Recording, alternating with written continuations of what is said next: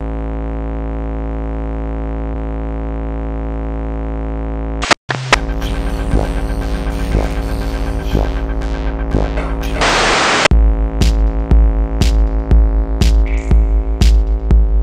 lot of your early work sort of is hip-hop based musically, and also providing the visuals to some of the early house records.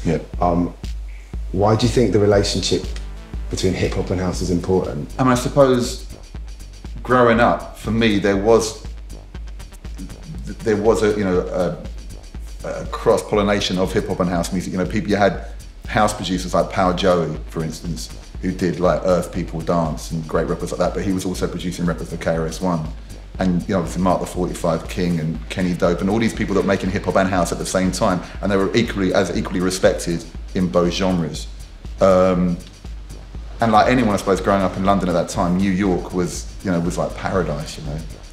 And from what I remember, you know, there seemed to be a kind of mutual respect, and there was a kind of a mixture of hip hop and house, which wasn't the mixture of hip hop and house now, which is kind of David Guetta trance house. It was proper raw. I suppose they were both raw forms of underground music, you know, and there was a relation between them.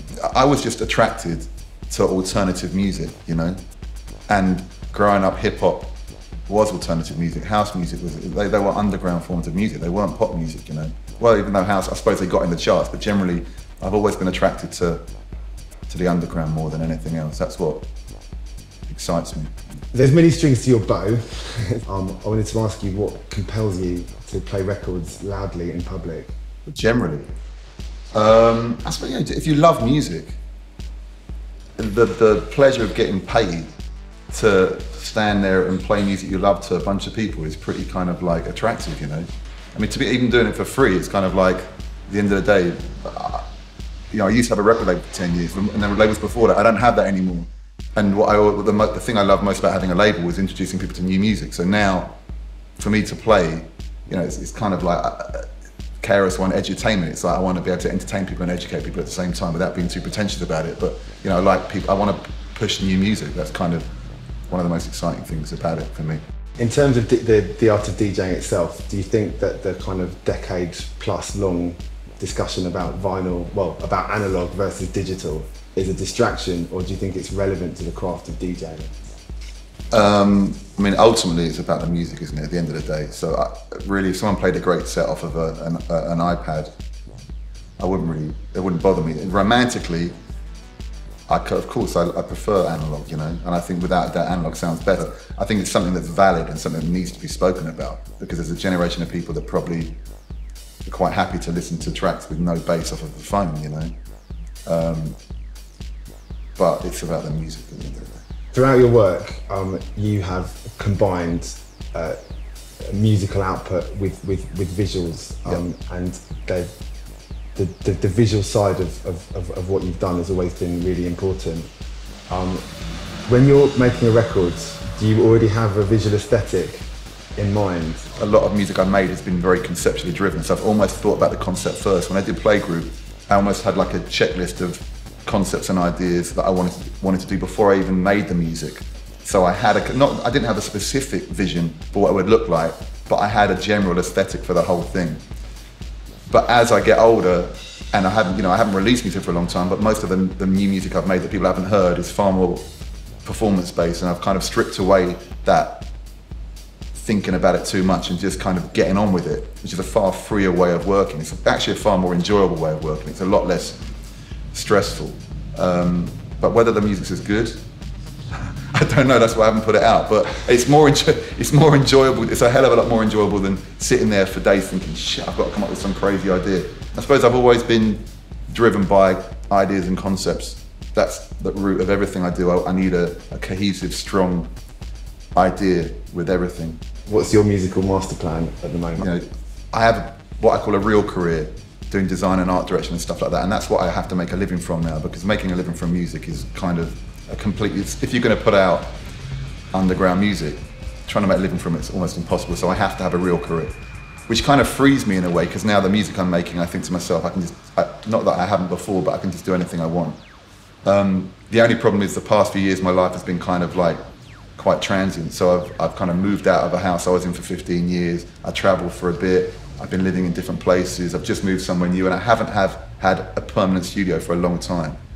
I've been saying this for years, but I have literally got 80, 100 tracks pretty much finished sitting there. And they've been a mixture of all different processes. They started off on early samplers around 99, 2000, and those tracks have kind of evolved throughout the past decade. And I just kind of work on them a little bit, throw them away, change them. And they've just been kind of like all these tracks. It's kind of crazy, but I've been working on like 80 tracks at the same time over the past 10 years. And they're pretty much nearly finished now. But they've been bounced down on tape so many times I can't go in and kind of tweak anything. They are what they are. So I'm kind of at the process now of finally editing them, and I think I've actually finished some things.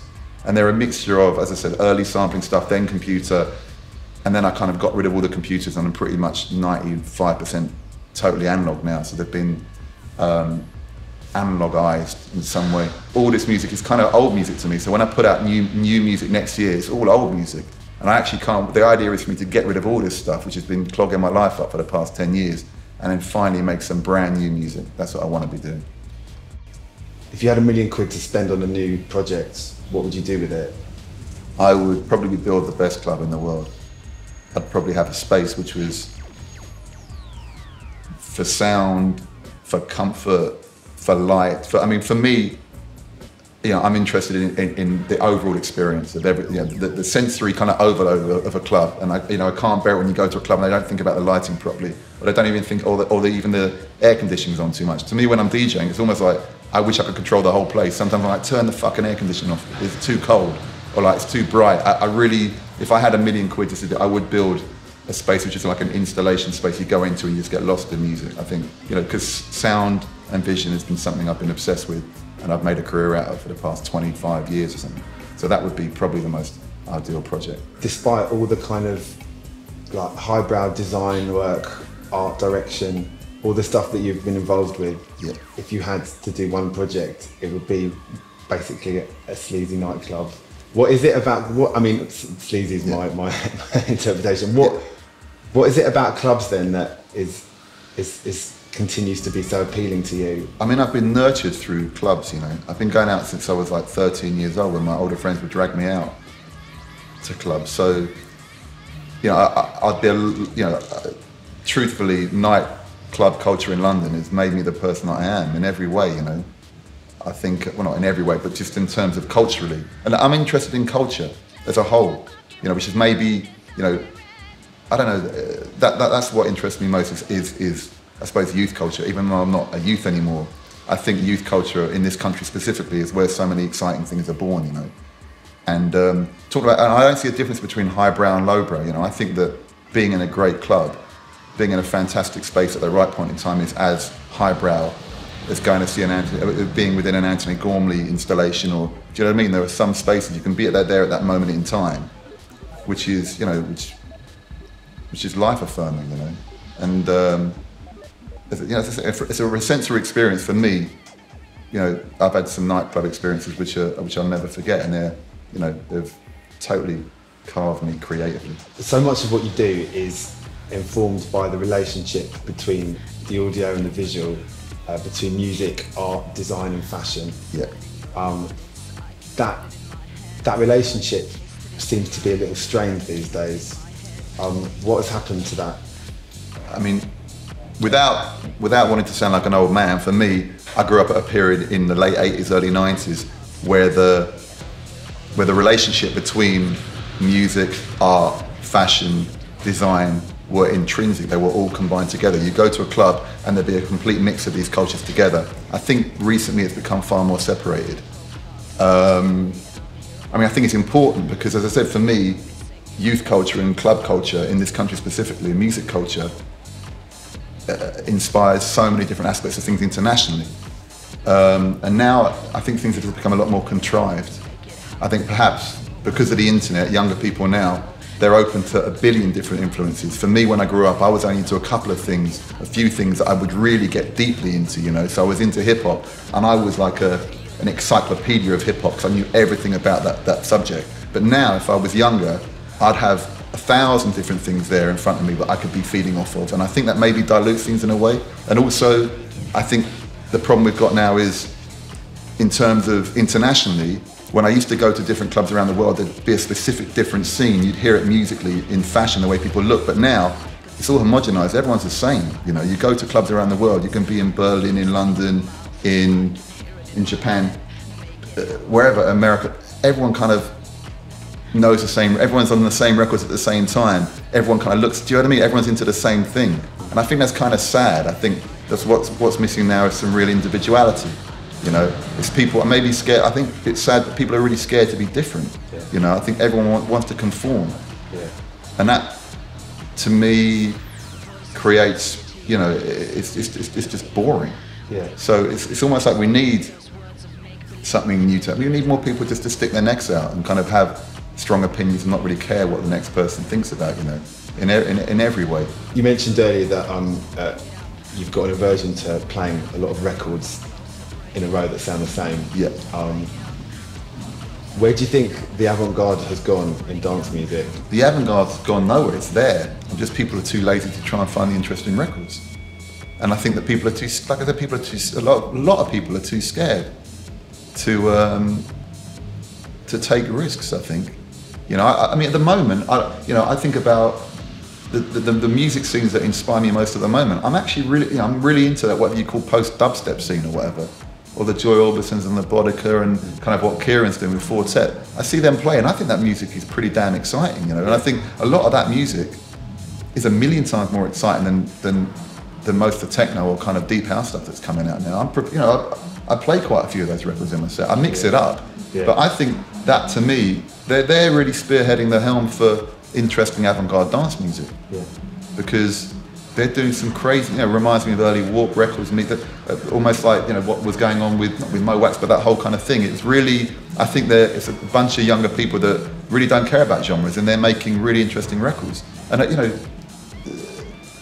what's going on now with the whole house kind of retro house thing, some of it's quite interesting, but I've heard that stuff before. I want to hear records I haven't heard before. When was the last time you listened to the Playgroup album? Or a part of it? It's never been properly available digitally before. So a couple of months ago I got my whole catalogue and old mixes and different versions and got it all put online. So I listened to it again. And I hate what I do. I find it very hard to you know, laboriously work on things, and when you finish something the last thing you want to do is hear it again. And it often takes me it normally takes me a long time to listen to it again and like it. So I listened to it a few months ago, and could have done a lot better. I listen to it and I think, shit, I know if I wanted to make a Playgroup record now, I can make a Playgroup record 10 times better than that Playgroup record.